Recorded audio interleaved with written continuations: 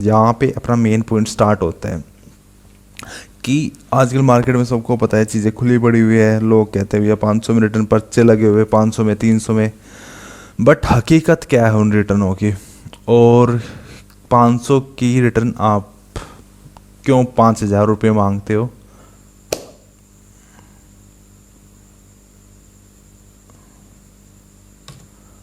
हाँ तो दोस्तों, स्टार्ट करते हैं आज का टॉपिक।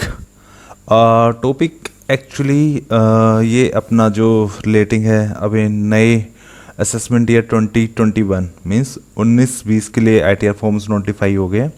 तो ITR 1 और ITR 4, तो उनके बारे में क्या चेंजेस है वो डिस्कशन है।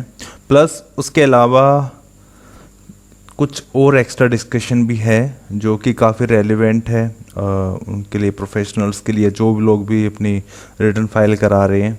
तो उसके लिए बेसिकली मैं पहले स्टार्ट करता हूँ ITR 1 में क्या चेंजेस है। ITR 1 में ज़्यादा कुछ चेंजेस नहीं है। जो अपने स्टार्टिंग में आप देख रहे हो, मैंने उसको सारा क्रॉप करके मेन एक्सट्रैक्ट्स आपके लिए रखा है, जो मेजर चेंजेस जो आपको इस साल करने पड़ेंगे।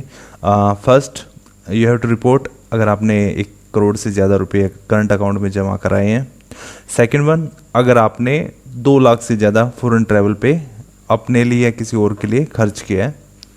तो भैया वैसे ही कोरोना के चक्कर में अब तो लोग जा ही नहीं पा रहे। इसका बेसिकली रीज़न जो है 2 लाख वाले का, जो रीज़न अंडरस्टैंडिंग ये है कि क्योंकि बड़े सारे लोग हैं इंडिया में, आज भी बड़े सारे ऐसे केसेस हैं जहाँ पे रेंटल इनकम आ रही है, कैश में सब कुछ काम हो रहा है। अब तो गवर्नमेंट क्या चाह रही है? गवर्नमेंट चाह रही है कि उन सब चीज़ों को कंट्रोल करे। अब लेट्स से अगर आप इमेजिन करते हो, अगर आप दिल्ली NCR में रहते हो तो यहाँ पे महिपालपुर अपने अलग जगह एरिया है, बड़े सारे एरिया है जहाँ पे रेंटल इनकम आ रहा है, लाखों लाखों रुपए रेंटल इनकम आ रहा है, और सब कैश में आ रहा है। और कैश में आ रहे हैं अपने लड़के, तो ओबियसली आपके पास जब 5 लाख 10 लाख रुपए मंथली आ रहा है तो आप उसको खर्च करने में कभी रुकोगे नहीं। और खर्च करने के लिए सबसे बढ़िया कहाँ है? बैंकों की नहीं बोल रहा हूँ मैं तो कहीं भी जा सकता है, यूरोप ट्रिप हो गया, ये ट्रिप हो गया, उसके लिए अब टैक्स वो पे नहीं रहे हैं। तो उन सब चीज़ों को कंट्रोल में करने के लिए वाला सेक्शन इंट्रोड्यूस किया गया है। Have you incurred expenditure of amount और aggregate of amount exceeding on consumption electricity? ये भी अगेन वही है भैया, हमारा बिल आ रहा है लाखों लाखों रुपए और टैक्स के नाम पे हम कुछ पे नहीं कर रहे, सब कैश में चल रही है चीज़ें। तो ब्लैक इकोनॉमी को ख़त्म करने के लिए चीज़ें हैं कि भी आपका मिसमैच अदरवाइज आ जाएगा। तो उन सब चीज़ों को वेरिएशन, अभी पीछे मोदी जी ने बताया भी था कि कितना सारा डेविएशन है। लोगों के पास लाखों लाखों की गाड़ियाँ हैं, मर्सिडीज़ लेके बैठे, उनकी ITR देखो तो 10 लाख रुपए की है। मोदी जी ने अभी पीछे मीटिंग में बोला था उसके लिए। तो डेटा सारा आपका एनालाइज हो रहा है, रिपोर्टिंग जारी इसमें आप। उसके अलावा ये अपना हाउस प्रॉपर्टी वाला हो गया, इसमें 2 लाख तक का आपके पास है। और टू विल द बेनिफिट, अगर लॉस है तो उसमें आपको ITR 2 डालनी पड़ेगी। तो ITR 1 में जस्ट इतना ही चेंजेस है, कोई बड़ा चेंजेस नहीं। बस हाँ, रिपोर्टिंग और क्या कहते हैं, कंट्रोल चेक्स बढ़ा दिए उन्होंने ताकि चीज़ें क्रॉस चेक हो जाए। अब आते हैं अपने ITR 4 सुगम पे। सुगम बेसिकली 44 AD, 44 ADA और 44 AE वालों के लिए होते हैं। इसमें भी अपना वही है, टर्नओवर आपको डालना है। जो लोग छोटे बिजनेस में होते हैं जिनका प्रिस्क्राइब लिमिट से टर्नओवर कम है, तो वो लोग 44 AD ऑप्ट कर सकते हैं, ठीक है। और उस वाले केस में आपको ज़्यादा डिटेल्स नहीं देनी होती। बट इस वाले पे एक बड़ा कैच पॉइंट है। इस वाले पे अभी जो अगले वाले स्लाइड में आपको दिखा रहा हूँ, ये सब आपको देख चुके हैं, आपका एवरी ईयर का है, आप लोगों को इसको पता है, तो इसको ज़्यादा डिस्कस मैं करूँगा नहीं।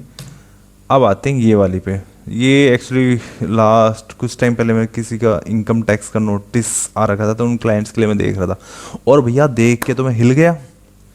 भैया क्या हो रखा था दिसंबर 12 में, 500 वाली रिटर्नों की बात कर रहा हूँ। नाम किसने भरा था, नाम मैं डिस्क्लोज नहीं करूँगा क्योंकि ठीक है यार, उनकी अपनी कोई मजबूरी रही होगी, जल्दी जल्दी में निपटा दिया होगा 500 वाली रिटर्न समझ के। तो अभी इनका केस आया हुआ था। तो इस वाले केस में क्या हो रखा है, माशाल्लाह ग्रोस रिसिप्ट्स बस मैं एक्सट्रैक्ट डालने, मैंने क्लाइंट की डिटेल कहीं भी कोई भी डिटेल्स नहीं है। ओरिजिनल एक्नॉलेजमेंट नंबर वो क्रॉप कर रखी है, वहाँ से आपको नहीं पता लगेगा। जो लेफ्ट में पैन कार्ड है 6090 वो भी क्रॉप कर रखा है, तो सीक्रेसी मेंटेन की गई है। जो मेन पॉइंट अपना वो ये है कि इसमें उन्होंने डाला हुआ है कि ग्रोस रिजल्ट्स प्रॉफिट बस, और माशाल्लाह ग्रोस रिजल्ट्स में जीरो, तो रिटर्न डिफेक्टिव हो गई उनकी। और उसके बाद अपना भूल जाते हैं लोग रिटर्न फाइलिंग। केस भी बड़ा पुराना है इनका, अब टैक्स का केस लगा हुआ है, तो ये भी पीछे आते हैं, तो इसलिए मैं इसको लेके आया हूँ इसमें। कंटेक्स्ट क्या है अब इस वाले में, ITR 4 में जनरली जो केसेस होते हैं यहाँ पे अपना मेन पॉइंट स्टार्ट होता है कि आजकल मार्केट में सबको पता है चीज़ें खुली पड़ी हुई है, लोग कहते हैं भैया 500 में रिटर्न पर्चे लगे हुए, 500 में 300 में, बट हकीकत क्या है उन रिटर्नों की। और 500 की रिटर्न आप क्यों 5,000 रुपये मांगते हो, या हम 5,000 रुपये मांगते हो, उसके लिए क्या डिफरेंस है? क्योंकि भैया रिटर्न तो वो भी फाइल कर रहा है, रिटर्न तो इसने भी फाइल की थी, बाद में डिफेक्टिव हो गई, क्लाइंट को ये नहीं पता होता, तो क्लाइंट को आपको बताना पड़ेगा क्या क्या चीज़ें आप एक्स्ट्रा कर रहे हो, क्या वैल्यू एडिशन आप दे रहे हो। जैसे सिंपल सा मैंने केस लिया है, 100% केसेस में नहीं बट 50-60% केसेस में सेम सिचुएशंस होती है। ओपनिंग कैश बैंक बैलेंस भैया रिटर्न में डाला होता है 50,000 रुपये, मान के चल लेता हूँ, जनरली इतना ही कुछ होता है, इसी के एवरेज आउट, किसी में ऊपर नीचे एवरेज फिगर्स में ले रखी है, ठीक है। कैश डिपॉजिट बैंक में साहब जी करा देते हैं, उनको बस बोला होता है कि भैया 40 लाख पे GST नंबर आपको लेना पड़ जाएगा, इसलिए 40 लाख से कम रखना। साहब ने 35 लाख अपने अकाउंट में जमा कराए, GST नंबर नहीं लेना पड़े, तो 35 लाख पे जमा करा दिए। उसके बाद कैश विड्रॉल कुछ खर्चे होते हैं, कैश विड्रॉल अपना 25 लाख रुपए के आसपास है।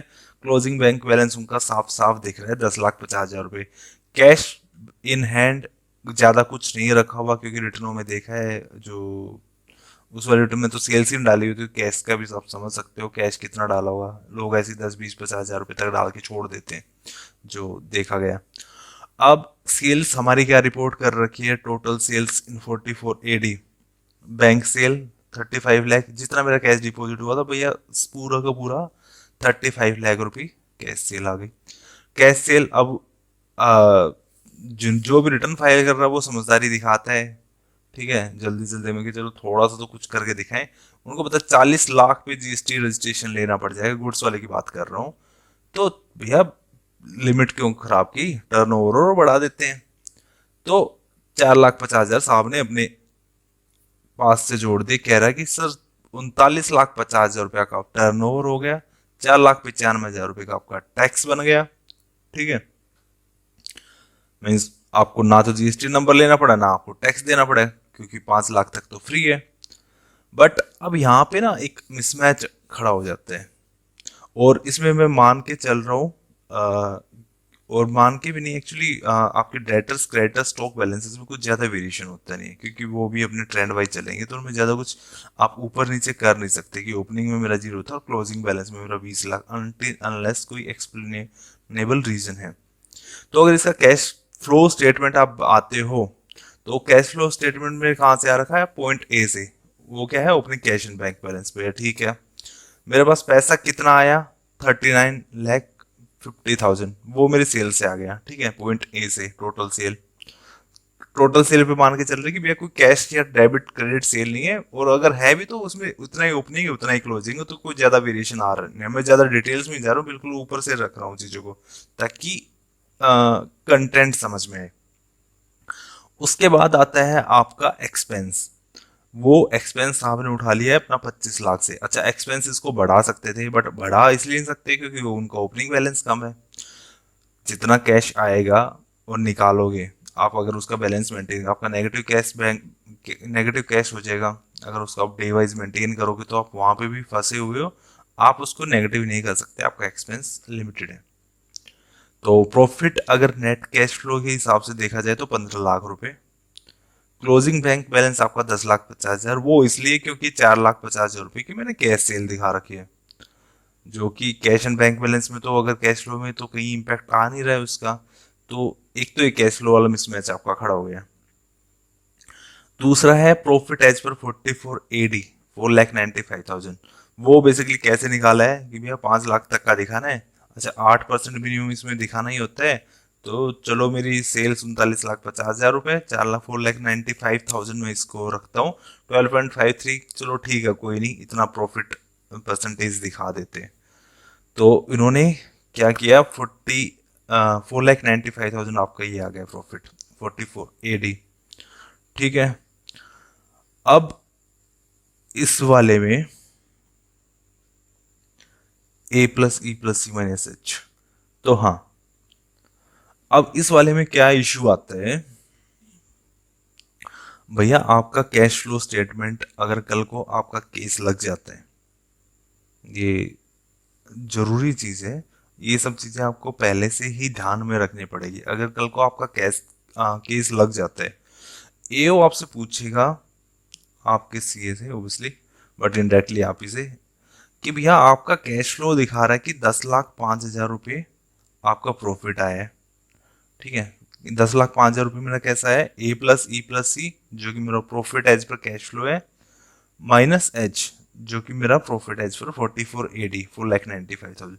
जो 10,05,000 रुपये आपके पास एक्स्ट्रा आ रखे आपकी बुक्स में, वो क्या चीज़ है, उस पर हम रीजनेबल एक्सप्लेनेशन होती है। ठीक है, कि भैया 44 AD आपको कहता है कि 44 AD के सेक्शन लगा देंगे इसको, उसमें कहता है भैया इतना परसेंटेज प्रॉफिट होना चाहिए, और उसके हिसाब से हमारा 4,95,000 आ रहा है। बट उस पर फिर काउंटर क्वेश्चन एओ का आता है आपके असेसिंग ऑफिसर का, भैया ठीक है आप प्रॉफिट परसेंटेज लेके चलो, बट आप अपना कैश फ्लो तो जस्टिफाई करोगे ना। बिल्कुल सिंपल में समझिए, आपके पास स्टार्टिंग में कुछ भी नहीं था, आपने सेल्स की, परचेज की, आपके पास लास्ट में बैलेंस, क्लोजिंग बैंक बैलेंस बच जाता है 15 लाख रुपए। सेल्स की लेट्स से 40 लाख, परचेज किया 25 लाख, 15 लाख रुपए आपका क्लोजिंग बैंक बैलेंस बच जाता है, और आप कहते हो मुझे प्रॉफिट 5 लाख हुए, तो दोनों में एक मिसमैच है। तो एओ 44 AD पे ये तो बोल रहे हैं, तो एक्चुअली काफी डिबेटेबल इशू है।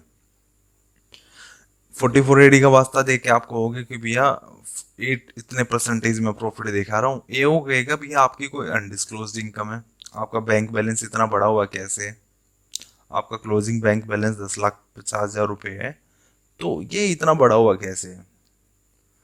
तो यहाँ पे बड़ा ही डिबेट चलता है। तो ये चीज़ आपको थोड़ा सा प्लान करके करनी होती है, और इस चीज़ का स्पेशल ध्यान रखना पड़ता है। एटलीस्ट कैश फ्लो बनाइए, हालांकि इसमें डिटेल्स अगर आप देखोगे ITR 4 में, तो कुछ ज़्यादा डिटेल्स नहीं, सिर्फ टर्नओवर डालना होता है, यहाँ पे प्रॉफिट्स डालने होते हैं, और उसके बाद हमारी ये अपनी डिटेल्स, इसमें भी बस 4 चीज़ें डालनी पड़ती है। बट इन 4 चीज़ों को डालने का मतलब है आपने अपनी पोजीशन फ्रीज कर दी है, आप बाद में उससे मुकर नहीं सकते कि भैया ये तो है ही नहीं। आपकी बैलेंस शीट अगर कल को मांगी जाएगी, तो आपकी इन्हीं चीज़ों पे आप डिबेट कर पाओगे। ये तो आपने एग्री कर ही लिया कि हमारे बैंक बैलेंस डेटर्स इतने हैं। जनरली लोग नहीं देखते इन चीज़ों को, मैंने बड़े सारे लोगों के केसेस में देखा है कि क्या फ़र्क होता है। लोग कहते हैं कि भैया हम एक दिन में पता नहीं कितनी ITR लेके कंप्लीट कर देते हैं, बट अगर हम करने बैठते हैं उसको हर एंगल से देखा जाता है, तो उसमें एक डिफरेंस आता है कि भैया आप जब तक सारी चीज़ों को नहीं देखोगे, आंख बंद करके करोगे, तो ये वाले काम होंगे इसमें, जैसे ये वाला है 1,78,000 डाल दिया प्रॉफिट, बस खत्म, ग्रॉस रिसिप्ट्स में कुछ भी डाल दिया। अगर कल को केस लग जाता है, तो हमारे पास कुछ आंसर होंगे नहीं। और ये बताइए इसमें क्या क्या प्लानिंग हो सकती है, और शेयर कीजिएगा, और कोशिश कीजिएगा जल्दबाजी में चीज़ें ना करें, अच्छे से टाइम लगा के वैल्यू एडिशन, ताकि क्लाइंट का भी आप उसको दे रहे हो एडवाइस तो एक्सपर्ट एडवाइस दें, और आंख बंद करके जो काम होते हैं वो ना करे। क्लाइंट फीस देगा, उससे फीस मांगे 5,000 10,000 रुपये, जो भी आप उसको वैल्यू एडिशन करा के दे रहे हो वो करा के दीजिए, और just not concentrate on volume rather than concentrate on quality।